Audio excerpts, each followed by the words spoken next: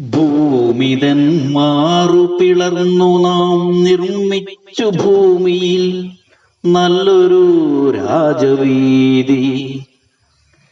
ഭൂമിതൻ മാറ് പിളർന്നു നാം നിർമ്മിച്ചു ഭൂമിയിൽ നല്ലൊരു രാജവീതി.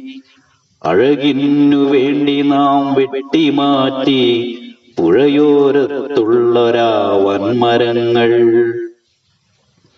ഒരു ദിനം ആ വഴി ദൂരേക്ക് പോകവേ രൗദ്രമായി വന്നവൾ പ്രതികാരദാഹിയായി.